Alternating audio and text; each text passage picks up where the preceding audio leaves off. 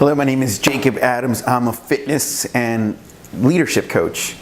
Have you ever struggled with rules, fundamentalism, specifically fundamentalism, and the rules it casts upon us often through religion?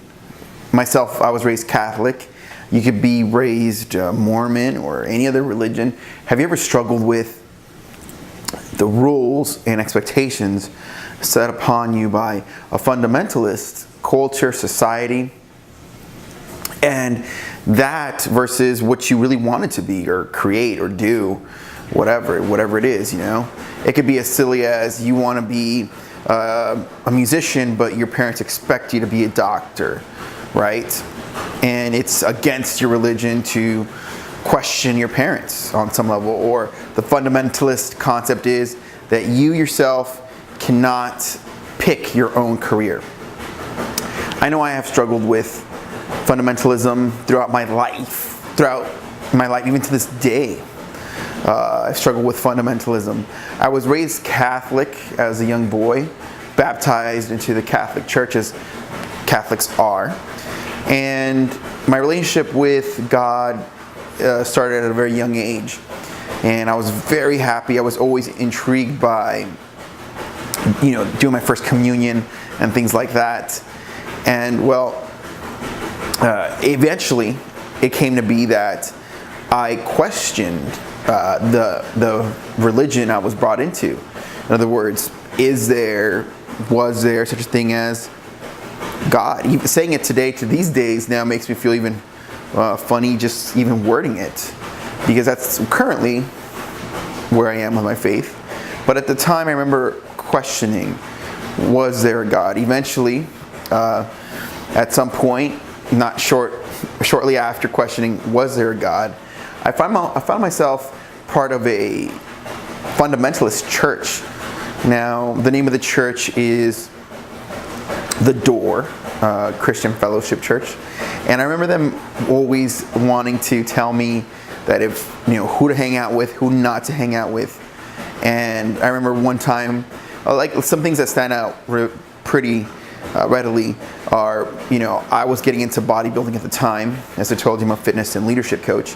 And I was told by the pastor not to shave my legs, for example, because that wasn't manly. And yes, looking back, I currently don't shave my legs because I just don't care. But at the time, I wanted to impress a girl and had accentuated calf muscles, right? But here he was telling me it wasn't manly. And then I remember him actually telling me not to date the woman the woman at the time, or younger woman at the time I was totally in love with. And so those things I remember sort of, making me question his validity. So I was like, why? How does this man know what God wants for me, or who he wants me to date, etc., etc.? You never know. I mean, looking back, he could have had plans to get that girl married to somebody else in the church. Like, now that I'm thinking that back to myself and the way cults were, I'm convinced I was part of a cult. And you could look up The Door and whether it's a cult or not on your own. I'm not trying to be like a victim here and be like, I was part of this cult. Oh my God. I'm just simply telling you that I myself have had pretty direct experience with fundamentalism on some shape or form. As a kid, I was told, if you have sex before marriage, you'll go to hell. Stuff like this. And these are the kind of things that, fundamentalist thinking leads us to believe. Currently in our world, we see that people like the people from ISIS, etc., are known to be pretty radical Islamists. Like, there's that word, radical Islamists, and willing to do acts of terror to establish a Islamic state, right? So fundamentalism is pretty easily identified. There was, I think it was Jones Baptist Church or something like this, that they readily come out in a very crass way, talking about how gay people are going to go to hell, or et cetera, et cetera, et cetera. Does that make sense? Like these are sort of key ideas of fundamentalism. There's a lot of control. There's a lot of judgment cast upon someone that isn't agreeing with these things. And as a Christian, as a yogi, I think, even if you hear my current definition of self, which is I'm a yogi Catholic, that's a very correct assessment to people that practice yoga. It's a very correct assessment, and yet to some Catholic people, that may be heresy, right? I think it would be the fundamentalists that would find the heresy in my claim to be a yogi Catholic. So as you can see, let's just say I was baptized, got my first communion, started doubting God in my teens, became part of this cult, and started being very fervent on there. And within a year's time, I luckily found my way out. And then that's where I hit my agnostic phase, right? Agnostic atheist phase, sort of embracing everything that was anti-theist, an anti-theist perspective. There was no God at the time, and I really embraced everything that was secular. I remember having a very distinct distaste for anyone that was embracing a Christian or Judeo-Christian, anything that revolved around God. I remember really being against it because I thought those people are just brainwashed.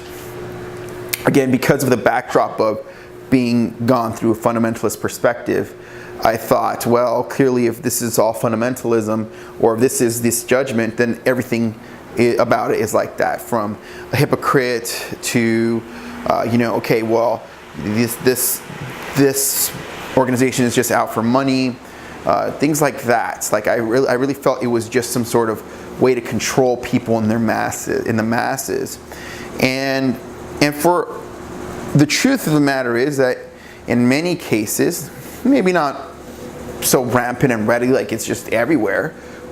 However, it is fundamentalism is readily seen in our society, and it can polarize people of sincere natures to be against anything, even if the people talking to them are sincere, because sometimes when you rub people the wrong way and they were being sincere, they'll close off completely, just like a kid would, if you would. I believe that's what Jesus meant in the Bible, where he said, there is a curse, or anyone that turns one of these young ones away will have a price to pay. That's why it's such a big responsibility to speak well of religion and God and things like this, because it can rub people the wrong way. Well, that's a little bit about what had happened, being raised Catholic, going into a cult-like church, and then going through battles of agnosticism and atheism. It wasn't until 2005-ish, 8-ish, where I slowly started opening my heart again to the possibility of a creator once more. It was a book that I read called The Purpose-Driven Life, and I was going through a breakup at the time. It was around 2008, 2007, late 2007, and I was going through my breakup, and I had that book there at my house, and I remember at the end of the book feeling like not some weird, perplexed, epiphany of sorts. I remember just soberly, somberly, but there at that helm of that breakup, of that shift in my life, I remember thinking, okay, I have a purpose. I have a purpose. I'm willing to believe that. I'm willing to subscribe to that. I'm open to that idea that I have a purpose. And that's where I began that process of opening up again slowly. At the same time, around that same, almost identically run parallel to that, I got a book called Man's Eternal Quest. Now that book I would carry with me for years. For years I would carry that book with me. I believe currently the person that has it is Mark Munoz. Maybe I'll send him this video. I believe he has that book, and I have his book, one of his books called Warrior of Light.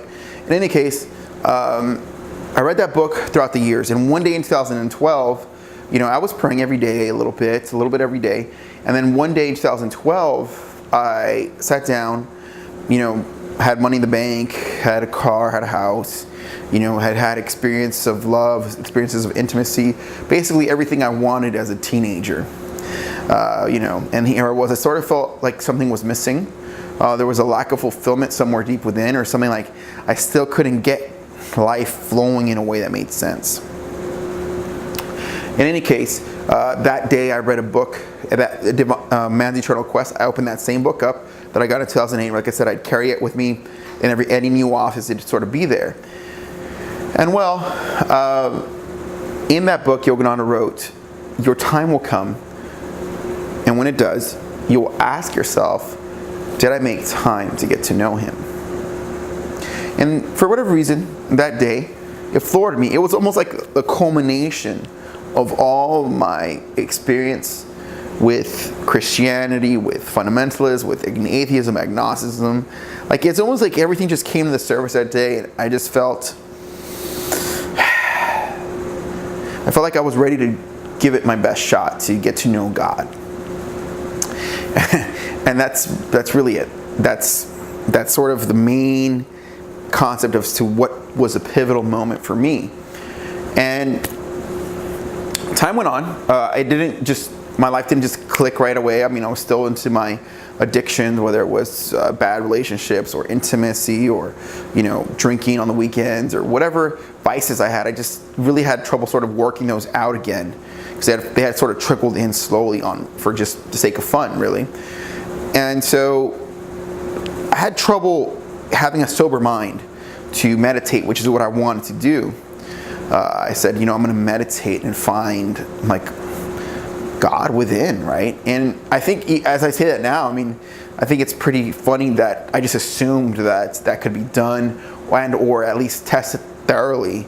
It's more of a scientific perspective, to be quite honest with you.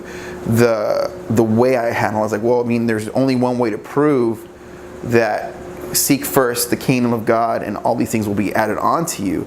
For me, I knew, I had always chased after the things I wanted added on to me, and I was sort of throwing God in the mix. And I said, there's really no way to disprove that this concept or this passage or this law is correct or incorrect. You cannot theorize it. You have to either engage with it or not. And so I said, I'm clearly not engaging with it. And so I decided to engage with seek first the kingdom of God, and all these things will be added on to you.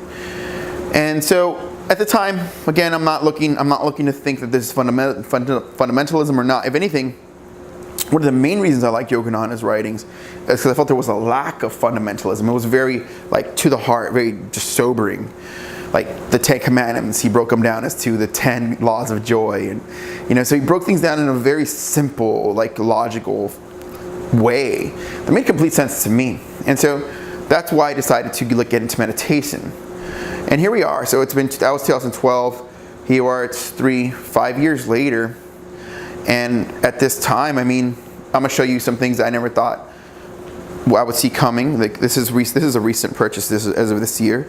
This is a blanket made of yak wool, and I sit on it to protect myself from the vibrations of the earth when I meditate. Okay, and this is a mala necklace. Some beads I use sometimes in meditation to keep my mind centered on the mantra, right? And so these are some things that I never really, thought I'd be so comfortable with. I recently just bought this. This is a cane.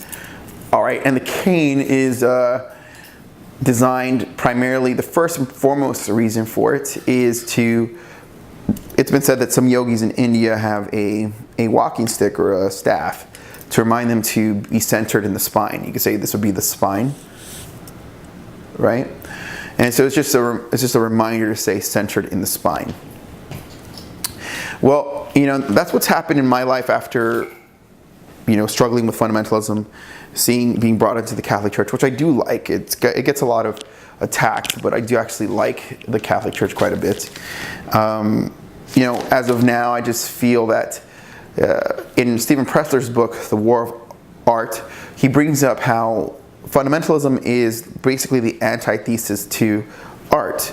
And you could understand that because there is a lot of, rules for the sake of control in fundamentalism and judgment and superiority and things like this.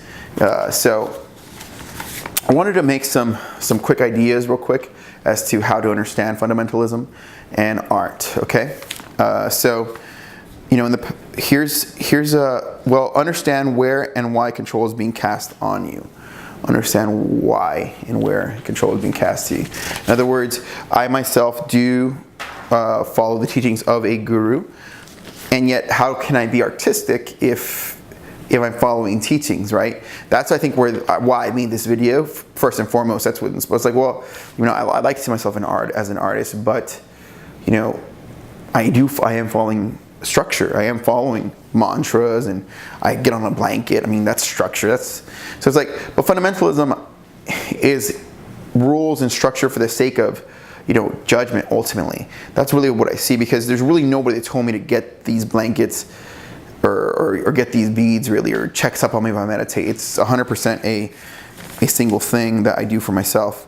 Ask yourself this: what do I want to create? What do I want to create? And after some time creating, do you recognize yourself in what you created? When I look at my work, whether I wrote my book, whether it's the business I built, I see myself in those things. And so your art should unveil who you are over time. Understand we have evolved to see the value in the old world. So while fundamentalism is something that is passé in many ways, we are having to re-examine fundamentalism, or the origins of our beings, or the origins of our teachings. Like, I'm a yogi Catholic, meaning I see value in the way I was brought up to be a Catholic. And so we sometimes have to look backwards to see what we can bring into modern times. Okay? Pick a medium or channel and go. Meaning, I'm using video currently. After this, I may DJ by myself here in my room. I use meditation as the channel to express that search for God. Whatever your channel is, pick it and go. Do you want to quit your fundamentalist practice deep in your heart? If you are part of a organization or so that you feel is fundamentalist or judgmental, do you want to get out deep within yourself? Does it fuel you, or does it fuel you and excite you in your heart, in your love? Are you excited about the growth coming? That's a good polarity as to, I think, address whether you're part of fundamentalism or art. And again, are you growing for real though? That's a very important question. Does your practice invite you to believe you're better than others? Meaning, is there a sense of superiority in your practice? If so, that's a sign of fundamentalism. I'm running out of time here. Remember, I'd love for you to subscribe and hear what you have to say, but cut off. And common mistakes with understanding fundamentalism and art is just people don't take enough action in their vision and just commit and clear their palette and decide to go with it at all costs. I think that's the most common mistakes when creating art, and the fundamentalist aspects of life, or all that drags them down. This is Jacob Adams. I'd love to hear what you have to say. See you next time. Bye.